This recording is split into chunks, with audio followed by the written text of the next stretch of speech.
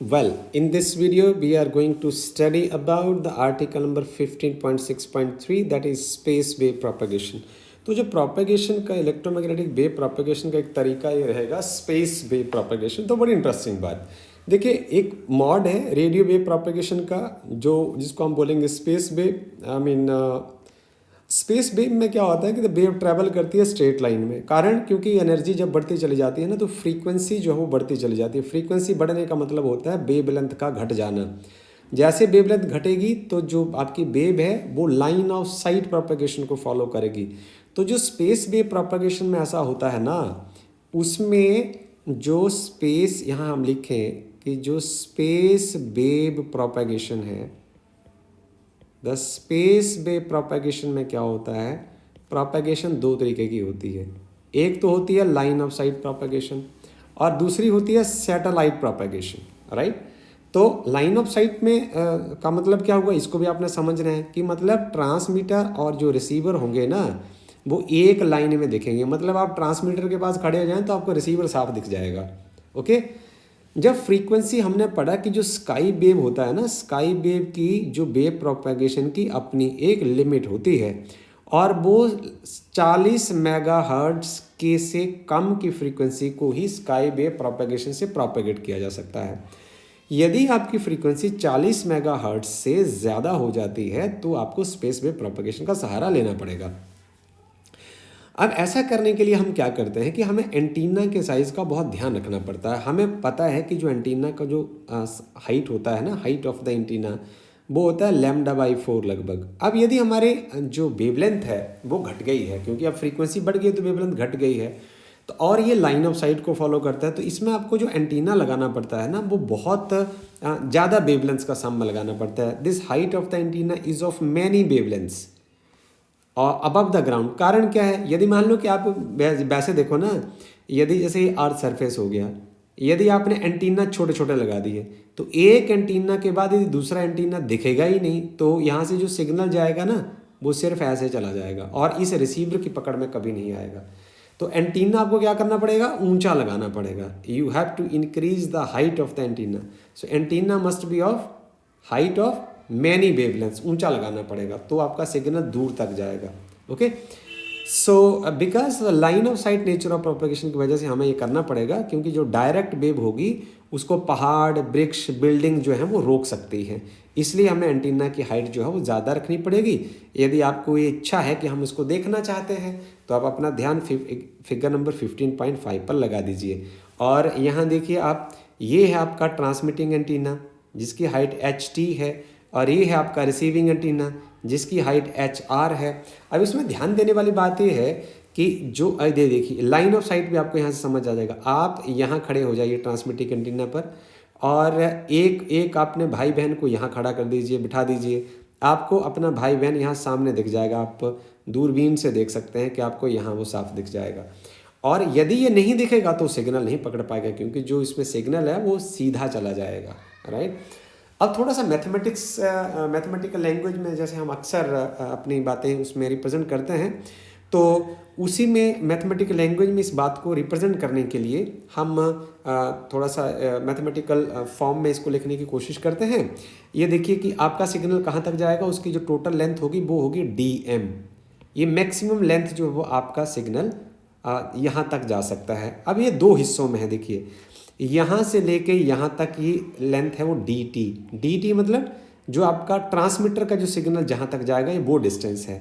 और इसके बाद तो ये दिखेगा नहीं, ये तो ख़त्म हो जाएगा। तो आगे जो है आपका रिसीवर लगा हुआ है और जो रिसीवर की रेंज है वो इस पॉइंट तक आ जाती है और ये जो डिस्टेंस होगा वो होगा DR, राइट। इसका मतलब क्या हुआ कि जो DM है वो सम होगा DT और DR का, कि जो ट्रांसमीटर का जो रेंज कहाँ तक है उसके बीच में आप रिसीवर की रेंज जोड़ देंगे, ये हो जाएगा DM, राइट। अब हम इसको समझने की कोशिश करते हैं। इसके लिए आपको मेरे साथ ब्लैक बोर्ड पर चलना है। तो ब्लैक बोर्ड पर मैंने वीडियो का समय घटाने के लिए डायग्राम ऑलरेडी पहले बना रखा है, तो हम इसको थोड़ा सा इसका मैथमेटिक्स हम आपके साथ करना चाहते हैं, क्योंकि आप साथ साथ करेंगे तो आपको ज़्यादा अच्छा लगेगा।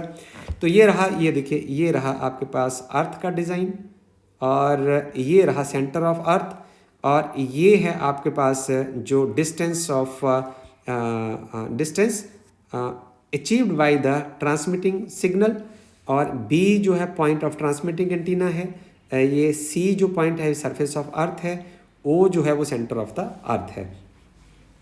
जरा आप ध्यान दें तो आप एक राइट ट्राइंगल पर देखेंगे ओ ए बी, जो राइट ट्राइंगल जो है आपके पास है ओ ए बी में क्या है, ये देखिए कि जो ओ ए है वो परपेंडिकुलर है ओ बी के ऊपर। ये आपने 10th क्लास में पढ़ा है कि जो टेंजेंट होता है ना वो सेंटर के साथ 90 डिग्री का एंगल बनाता है।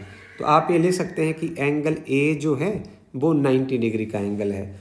और यदि ऐसा है तो हम यहाँ पाइथागोरस थ्योरम का इस्तेमाल कर सकते हैं। हम लिखेंगे using Pythagoras theorem we have, यदि हम पाइथागोरस थ्योरम का इस्तेमाल करेंगे तो ये वाली जो साइड है ना 90 डिग्री के सामने वाली साइड जो लॉन्गेस्ट साइड होगी ये हो जाएगी हाइपोटेन्यूज। तो आपका हाइपोटेन्यूज हो जाएगा O B square is equal to O A square plus A B का स्क्वायर हो जाएगा। ओके, इसमें जो ओ बी है वो क्या है, ये है रेडियस ऑफ अर्थ, इतना इतना part, okay, plus H T height of the transmitting antenna, comma जो ओ ए है ये क्या है रेडियस ऑफ अर्थ है, और जो ए बी है ये है distance travelled by the signal radiated by the transmitting antenna. यहाँ वैल्यूज भर दीजिए तो ओ बी का स्क्वायर आ जाएगा आर प्लस एच टी का होल स्क्वायर हो जाएगा, ओ ए का स्क्वायर हो जाएगा आर स्क्वायर, और जो ए बी का स्क्वायर हो जाएगा वो हो जाएगा डी टी स्क्वायर। ये हो जाएगा ए प्लस बी का होल स्क्वायर, इसको आप लिख सकते हैं यूजिंग ए प्लस बी का होल स्क्वायर, ये खुल जाएगा A square plus B square plus 2ab। तो यहाँ ए जो होगा वो आर है रेडियस ऑफ अर्थ, जो बी है वो है हाइट ऑफ ट्रांसमिटिंग एंटीना। तो इसको खोल के यदि हम लिखें तो ये आ जाएगा R square plus H T का square plus 2RHT A B is equal to R square plus D T square. Okay, अब आर स्क्वायर से आर स्क्वायर कैंसिल हो जाएगा, और यहाँ आपको निकालना है डिस्टेंस डी टी स्क्वायर हमें निकालना है।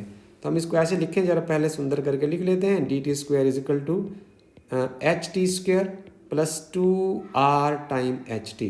पर आप ये देखें कि जो हाइट ऑफ एंटीना होती है ना ये रेडियस ऑफ अर्थ से बहुत कम होती है, इसलिए हम H T square can be neglected. So हम ऐसा कर देते हैं भाई H T square can be, उसको आप नेग्लेक्ट कर दीजिए क्योंकि ये वैल्यू बहुत छोटी आएगी 6400 किलोमीटर के कंपैरिजन में। तो हम डायरेक्ट ले सकते हैं कि जो डी टी स्क्वायर है ना वो आएगा 2RH टाइम टी, और जो डी टी आएगा वो आ जाएगा square root of 2RH time T. तो यही है जिसकी हम बात कर रहे थे। तो इसी तरीके से रिसीविंग एंटीना के लिए भी यही एक्सप्रेशन रहेगा, उसके लिए रहेगा D R and then it is equal to 2 time radius of earth, और यहाँ हो जाएगा height of receiving antenna. Okay, अब आपको पता ही है कि जो डी एम है वो क्या है, वो D T plus D R का जोड़ है। तो आप यहाँ लिख सकते हैं कि मैक्सिमम डिस्टेंस जो है वो कितना होगा, वो ट्रांसमीटर रिसीवर के बीच का डिस्टेंस है। तो आप यहाँ लिख सकते हो this is under root of 2 time radius of earth and height of transmitting antenna plus under root of 2 time radius of earth height of receiving antenna. तो मुझे लगता है कि शायद बच्चों ने इसका काफ़ी आनंद उठाया होगा, आपको ये मैथमेटिकल लैंग्वेज समझ आ गई होगी। अब हम चर्चा शुरू करते हैं टेक्स्ट से। तो हमने अभी तक आपसे बात किया कि जो डीएम है ना वो किस तरीके से अंडर 2RH और अंडर 2RH के बराबर आता है। हम आपको अगले पेज पर लेके चलते हैं। अब हम पिक्चर से आपको समझाने की कोशिश करेंगे कि भैया जो स्पेस वेव प्रोपेगेशन है ना वो किस किस काम आता है। तो यदि आपने टेलीविज़न के सिग्नल ब्रॉडकास्ट करने हैं तो आपको वो काम आ जाएगा, माइक्रोवेव लिंक अपने बनाने हैं वो काम आ जाएगा, सैटेलाइट कम्युनिकेशन करने हैं तो सब स्पेस वेव जो ट्रांसमिशन से होगा। ये कुछ एग्जांपल्स हैं कम्युनिकेशन सिस्टम के that use the space wave mode of propagation. ये सब जो एग्जांपल्स हैं, television broadcast, microwave link and satellite communication, ये सब जो हैं वो स्पेस वेव प्रोपेगेशन के एग्जांपल्स हैं। यदि तीनों मोड ऑफ ट्रांसमिशन की यदि समरी बनाना चाहें, यदि आप एक झटके से इसको सबको करना चाहते हैं, तो ये आपको जो फिगर नंबर 15.6 है, इसको बड़े ध्यान से देखना है। ये सब तरीके रहे जो इकट्ठे ही इस डायग्राम में एक्सप्लेन किए गए हैं और बहुत बेहतरीन तरीके से आपको दिखाया गया है। हमने पढ़ा था सबसे पहले ग्राउंड वेव प्रोपेगेशन, तो जस्ट आप इस पार्ट के ऊपर अपना ध्यान रखें। उसमें हमने पढ़ा कि हमारे पास एक ट्रांसमिटिंग एंटीना होता है, ओके, और एक आपके पास ये रिसीवर होता है, ठीक है। यहाँ से सिग्नल जाता है और ग्लाइड करता चला जाता है वो सरफेस के ऊपर, खिसकता फिसलता चला जाता है वो, और रिसीवर के ऊपर जो है वो पहुँच जाता है।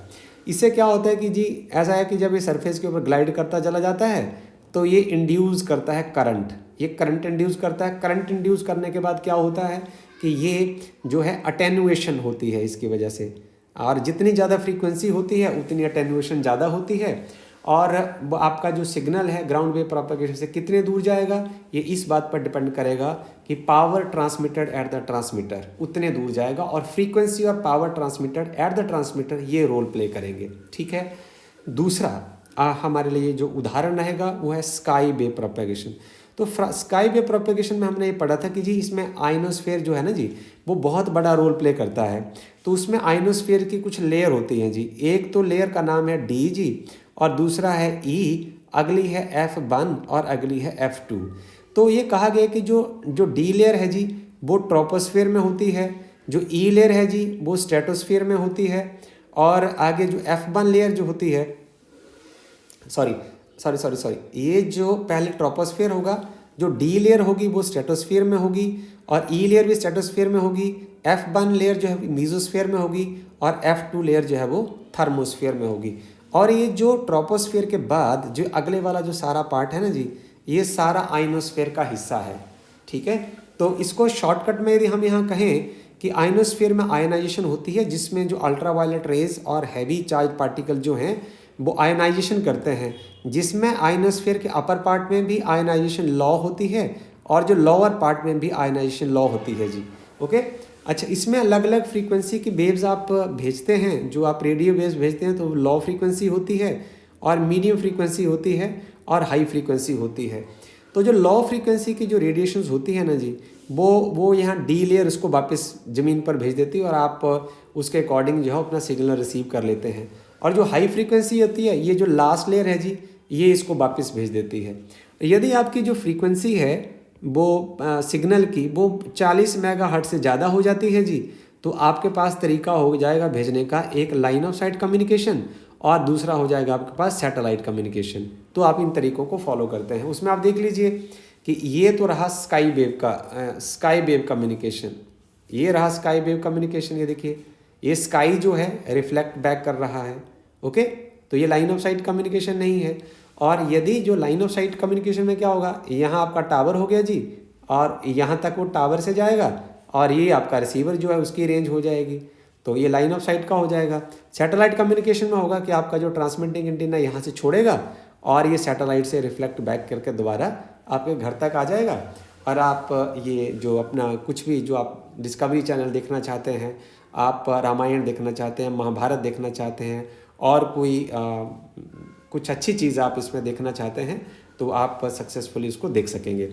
हमने जो मैथमेटिक्स किया, हम उसका कुछ इस्तेमाल करना भी आपके साथ पसंद करेंगे, और एनसीईआरटी आपको बहुत अच्छे तरीके से समझाता आया है। हमारे देश के विद्वान वैज्ञानिकों ने बहुत अच्छे तरीके से इस किताब को लिखा है, तो उसके लिए मैं कोई भी पहलू छोड़ना नहीं चाहता। देखिए, जो ट्रांसमिटिंग एंटीना है ना, सवाल है आपके पास, एक transmitting antenna at the top of the tower has a height of 32 metre है। तो हम यहाँ लिख देते हैं जो हमारे पास नोन चीज़ें हैं। हाइट ऑफ ट्रांसमिटिंग एंटीना होगी 32 मीटर, और height of the receiving antenna उसको हम HR लिख लेते हैं, ये होगी है जी 50 मीटर, राइट। तो आपसे पूछा है what is the maximum distance, DM पूछा है आपसे, ये पैरामीटर आपसे पूछा है जी। तो between the satisfactory communication with line of site mode, तरीका जो है वो line of site of mode. Line of site of mode का मतलब क्या होता है कि आपका जो ट्रांसमीटर और रिसीवर जो होते हैं वो एक ही लाइन में होते हैं, और रेडियस ऑफ अर्थ की वैल्यू दी हुई है, वो है radius of earth as it is known to you, this is 6.4 cross 10⁻6 metre, इतना दिया है। ओके, तो हम जस्ट आपको रिकॉल कराने की कोशिश करते हैं जी। अभी तक हमने इसी वीडियो में पढ़ा था कि जो मैक्सिमम डिस्टेंस में आपका सिग्नल जहाँ तक जा सकता है उसका फार्मूला है √2 time radius of earth and height of the transmitting antenna, plus इसका दूसरा पार्ट जो है जी वो है 2 time radius of earth and height of the receiving antenna. कुछ नहीं करना आपने, अब आपने इसमें सिर्फ वैल्यूज़ पुट कर देनी है। देखिए 2 की जगह 2 पुट कर दिया, ठीक है, और ये जो रेडियस ऑफ अर्थ है वो दिया हुआ है 64 गुणा 10⁵ आप यहाँ पुट कर सकते हैं, और height of the antenna 32 metre. कोई मुश्किल काम नहीं, प्लस का साइन यहाँ प्लस लगा दिया, आगे 2 की जगह 2 लिख दिया, रेडियस ऑफ अर्थ होगी 64 गुणा 10⁵ हो गई, और height of the receiving antenna that is 50 metre. आसान। तो यहाँ इसको यदि हम सॉल्व करें, इसका स्क्वायर रूट निकालें, तो आपके पास यहाँ बचता है, देखिए इसको आप सॉल्व करना है तो बड़ा आसान काम है। 32 गुणा 2 64 हो जाएंगे, 64 और 64 का पेयर बन जाएगा, उसके ऊपर से स्क्वायर रूट हट जाएगा, और यहाँ आप इसको लिख सकते हैं 10 × 10⁴ का स्क्वायर रूट। ये जो पार्ट है 10⁵ को आप ऐसे ब्रेक करके लिख सकते हैं, तो इसको लिख देंगे 10⁻², 4 का जो स्क्वायर रूट है 2 आ जाएगा, और 10⁻² √10 हो जाएगा। तो ये वाला पार्ट यहाँ से आ जाएगा। तो यहाँ आप देखिए, इसको यदि आप सॉल्व करते हैं तो कुछ इस तरीके से हम यहाँ सॉल्व कर देते हैं।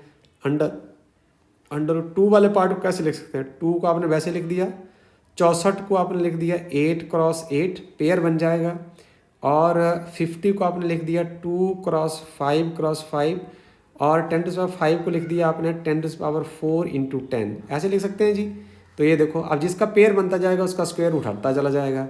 अब 2 का पेयर बन गया जी, तो इसका जो स्क्वायर रूट हट जाएगा, मैं 2 लिख देता हूँ। 5 का पेयर बन गया जी, तो इसको आप 5 यहाँ लिख दीजिए जी। 8 का पेयर बन गया तो आप गुणा 8 लिख दीजिए। उसके बाद जो 10 का पेयर नहीं बना, 10⁴ का जो स्क्वायर रूट हो जाएगा वो हो जाएगा 10⁻² जी, और √10 यहाँ बैलेंस बच जाएगा। तो ये आपके पास बचेगा 5 गुणा 2 10 हो जाएंगे, तो ये 8 × 10⁻² पहले है, एक 10 से 0 आएगा तो 10⁻³ हो जाएगा √10। मुझे लगता है आपको समझ आ गया होगा जी। तो इसलिए हम यहाँ लिख देते हैं इसको 8 × 10⁻³ √10। यहाँ √10 को आप कॉमन ले लीजिए, इस पार्ट को सॉल्व कर लीजिए, आपके पास ये लगभग आ जाएगा 45.5 किलोमीटर। सो इस चर्चा के साथ हम इस टॉपिक को ख़त्म करते हैं। तो मुझे उम्मीद के साथ कि यदि आपको कोई कंप्लेंट रहेगा तो आप खुश और खुले मन से कमेंट बॉक्स में लिखेंगे, ताकि अगले से अगला वीडियो अच्छा बनता चला जाए और आपका भला हो। इसी के साथ मैं अपनी वीडियो को क्लोज़ करता हूँ। Thank you very much.